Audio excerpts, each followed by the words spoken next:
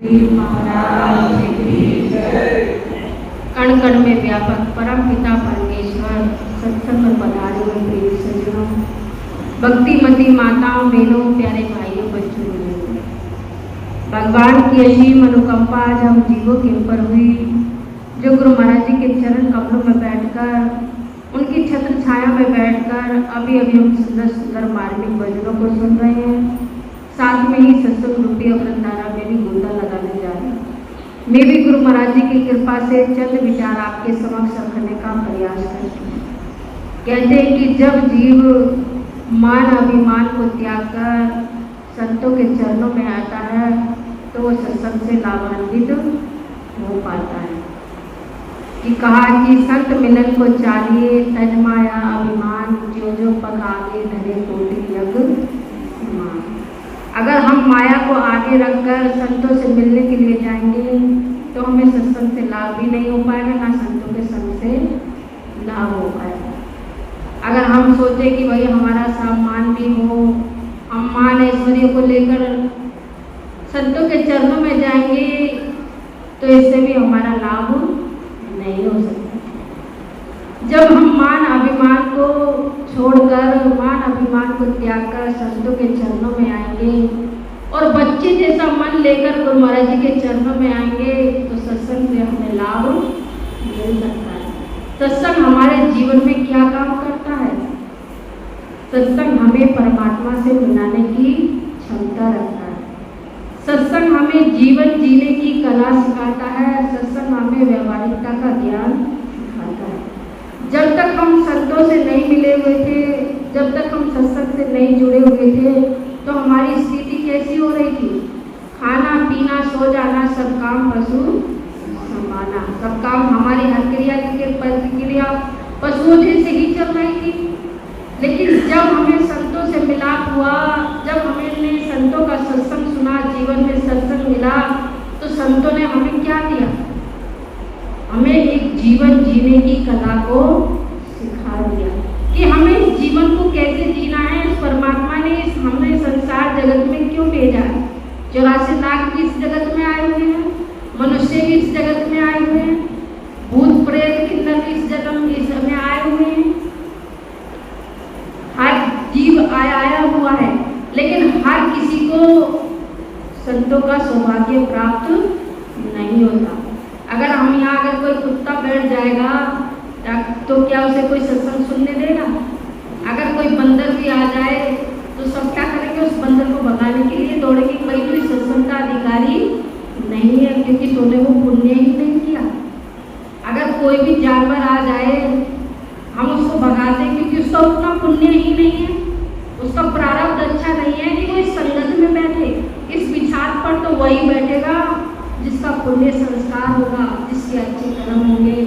देखिए विधानसभा में विधायक किसको बनाया जाता है? जनता जिसको चुनती है। किसको चुनती है? जनता। विधायक चुनती है नहीं। और वो सांसद में बैठने का अधिकारी होता है। संसद में तो वही बैठेगा जो विधायक होगा। और विधायक को कौन चुनेगा? जनता चुनेगी। जनता उसे राजा बनाएगी और राजा बनाएगी तो वो सांसद में बड़े बड़े राजाओं की संगत में बैठने का अधिकारी हो सकता है, बड़े बड़े लोगों की संगत में, बड़े बड़े संतरी मंत्री की संगत में बैठ सकता है। ऐसे ही गुरु महाराज जी जिसको इस बिछान पर बैठाना चाहते हैं, जिसको इस संगत में लाना चाहते हैं, उसी जिसके ऊपर गुरु महाराज जी की कृपा होती है, जिसके ऊपर गुरु महाराज जी की दया होती है, वही इस संगत में, वही इस देवताओं की संगत में, गुरु महाराज जी की संगत में, संतों की संगत में बैठने का अधिकारी होता है। उसी को गुरु महाराज जी अधिकार देते हैं, जिसका प्रारब्ध, जिसको गुरु महाराज जी बैठाना चाहते हैं, जिसका पुण्य संस्कार होता है, जिसके अच्छे संस्कार होते हैं। वैसे तो जीव पर कहते हैं कि पुण्य बिन मिला ही नहीं संसार। बिना पुण्य के हमें संतों का मिलाप नहीं होता। कहते हैं ना कि जिसके पुण्य संस्कार उदय होते हैं तो भगवान उसके ऊपर क्या कृपा करते हैं? उसे संतों का मिलाप करा देते हैं। दो प्रकार से भगवान जीव के ऊपर कृपा करते हैं। एक तो जीव का खुद का पुण्य होता है। जब खुद का पुण्य जब जागृत होता है, खुद का प्रारब्ध जब जागृत होता है तो संतों से मिलने के लिए, गुरु महाराज जी से मिलने के लिए उनके दरबार में आता है। लेकिन जिसके ऊपर प्रभु की विशेष कृपा होती है, जिसके ऊपर प्रभु की कृपा होती है, स्वयं साधु संत उसके पास मिलने के लिए जाते हैं, उसके घर भी जाते हैं। जैसे सबरी के ऊपर भगवान की विशेष कृपा थी, उसका तो प्रारब्ध भी था, पुण्य भी था, लेकिन भगवान कितने राजा महाराजा रहे होंगे, कितने साधु संत भी रहे होंगे कि यह तन तो शीतल भया जैसे गंगा नीर, पीछे पीछे हरि फिरे कहत कबीर कबीर, कि ऐसी वो भगतनी थी कि जिसके पीछे स्वयं भगवान फिर रहे, और जिसका पता भगवान पूछ रहे, क्या भगवान को बिल्ली का पता नहीं था?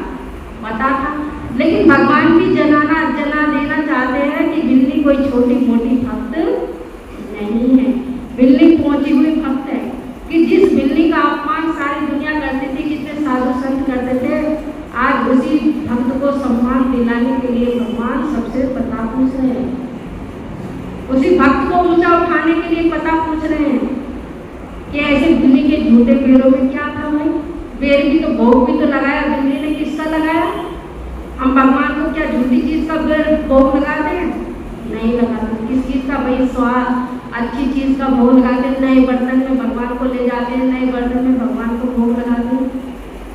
लेकिन ऐसे बिल्ली के पैरों में क्या था? और वो भी भोग लगाए झूठे पैरों में। वो झूठे पैर नहीं थे, बिल्ली की ना जाने कितने जन्मों की तपस्या थी, कितने जन्मों का तप था उन पैरों में, कितने जन्म से वो तपस्या करती आ रही थी। उन पैरों को भगवान ने उस जन्म में सफल सार्थक बिल्ली की भक्ति को किया। जब बिल्ली के जैसा भाव हमारे मन में होगा, बिल्ली की जैसी भक्ति हमारे मन में होगी, तभी तो भगवान हमारी भक्ति से खुश हो सकते हैं। तभी तो कहते हैं भगवान कि भाव का मुकाम में भाव ही एक सार है, भाव भी मुझको बजे तो भाव से मुझको बजे तो भव से मेरा पार है। जो भाव से बचता है, हम किसी भी चीज का मोल करते हैं तो पहले उसका भाव पूछते हैं भाई इसका क्या भाव है। तो भगवान जी तो हमारे भीतर के भाव को देखकर तभी तो हमें अपनाते हैं। अगर हमारे भीतर के भाव पहले ही गिरे होंगे, क्या भगवान हमको अपनाएंगे? क्या हमको अंदर से खरीद सकते हैं? क्या हमारे भाव पहले ही गिरे होंगे तो कोई उस चीज को खरीदेगा नहीं। लेकिन जिसका भाव अच्छा होगा, निर्मल होगा, पवित्र होगा, उसी को भगवान, वो ही भगवान का प्यारा हो सकता है। और ये सब चीजें हमें कैसे समझ में आ सकती हैं? सत्संग से आ सकती है। कहते कि देखो, इस संगत में आकर भी अगर हमारे मन की मलिनता दूर नहीं होगी तो फिर हमारी कहीं मन की मलिनता दूर हो नहीं सकती। चाहे हम संसार में भी चले जाए, आज जी कहता है कि हमारे जीवन में इतना दुख आ गया, इतना संकट आ गया, हमने कहा भैया सत्संग में आए हुए कितने दिन हो गए। कुछ माता बहनें तो हमसे यही पूछती है, क्या करें भाई जी, हमारा तो भजन में ध्यान लगता नहीं, हमारा तो हम बैठते हैं तो हमारा वहाँ मन जोड़ता, वहाँ मन जोड़ता। मन का कर्म किसके लिए करते हो सारी उम्र? हमारी आस्था कहाँ बनी हुई है? हमारी आस्था बनी हुई है हमारे परिवार के प्रति, हमारे मोबाइल के प्रति आस्था बनी हुई है। तो भजन में क्या याद आएगा? आज भी अगर कहीं से गुजरता है ना गाड़ी में बैठ के, वैसे तो फिल्मी गाड़ी में चलाते हुए चलेगा, जैसे देखा ना शमशान आ गया तो फिर क्या लगेगा? ये हनुमान महावीर जब नाम जब पावे भूत पिशाच निकट ना आए। और जैसे ही कोई ऐसी सुनसान जगह आएगी, कहीं शमशान भी आ जाएगा तो वहाँ हनुमान जी का चालीसा पढ़ने लग जाएगा। और जैसे ही वो जगह से निकला तो वहीं अपना वो उसी अवस्था में आ जाता है। ये क्या है? भगवान जी को अंदर बैठे हुए देख रहे, कहीं दूर नहीं है, वो सब कुछ देख रहे हैं। राम जलों के बैठ के सबकी गुजरा ले तो जैसी जाकी चाकी पेश होता तो जैसी जिसका कर्म होता है वैसा ही भगवान उसको देते हैं।